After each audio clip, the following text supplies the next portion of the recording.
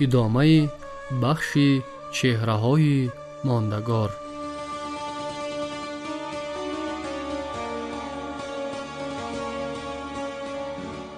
ابوعلی ابن سینا. ابوعلی ابن سینا متفکر ابدزنده.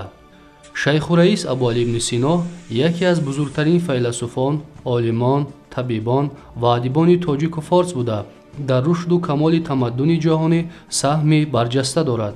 واقعاً نقش برجسته‌ای که ابن سینا در تاریخ فرهنگی ملت و بشریت گذاشته است، نام او را برای اهل جهان عزیز و جاودانی گردانیده است.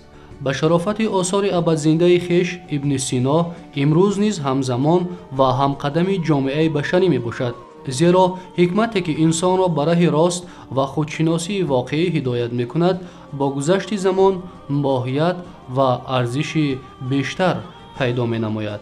به همین سبب است که انسانیت متمدن جشن 1000 سالگی این حکیم برجسته و عالم انسیکلوپدیست را در عصر گذشته 2 مرتبه تجلیل کرد.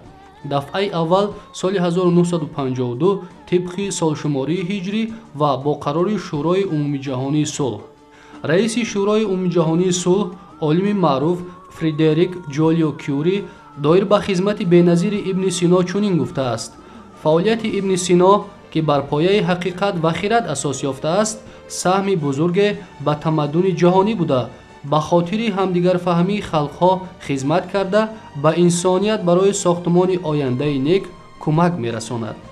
بار دوم جشن 1000 سالگی ابن سینا سال 1980 طبق قرار یونسکو تجلیل گردیده، سهم بزرگی او در رشد طب، فلسفه، منطق، طبیعت شناسی، جامعه شناسی و دیگر علمها کاملا اعتراف کرده شد. چون این ارجگذاری عالی به خدمت‌های علمی و فرهنگی فرزند فرزانه خلق تاجیک ابوعلی ابن سینا از آن جهت است که او در طول عمر کوتاه و پرحوادث خود با وجود سرگردانی‌های زیاد توانسته است به انسانیت آثار گرانبهای به یادگار گذارد.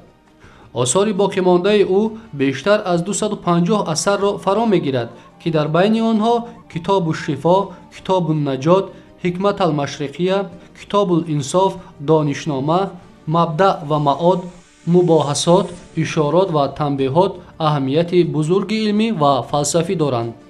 او در آثارش نظام مکمل معرفت جهانشناسی را به وجود آورد که ماهیتاً جنبستی همه ساحه‌های علمی آن زمان، فلسفه، طبیعیات، ریاضیات، طب، منطق و الهیات می باشد.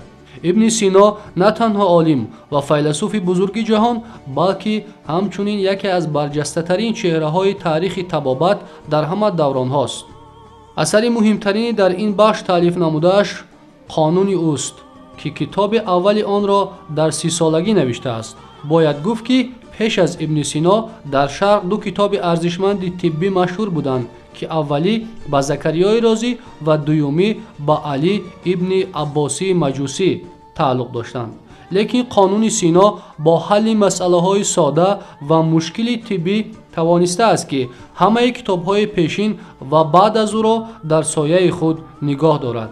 مثلا نظامی عروضی سمرقندی در 4 مقاله‌اش به القانون ابن سینا چنین بها داده است: اگر بقراط و جالینو زنده شوند، روا بود که پیش آن کتاب سجده کنند.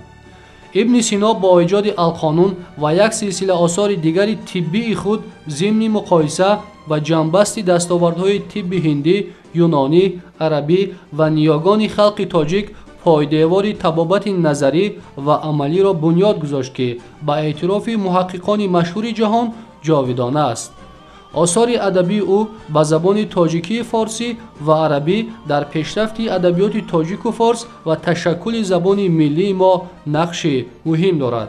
باید گفت که در قرن 10 میلادی در خاندان تاجیک به دنیا آمدن نابغه به مثل ابن سینا امر تصادف نیست، زیرا زمان ابن سینا یکی از دوره‌های طلایی ادبیات و فرهنگ ما بود که دولتداری سامانیان را شهرت جهانی داده است. محض در همین دوره به سینا و دیگر شخصیت‌های علمی، فرهنگی و سیاسی میسر گردید که به ستاره‌های تابناک علم و تمدن جهانی تبدیل یافته نام خود و ملت خویش را در تاریخ بشر ابدی ثبت نمایند.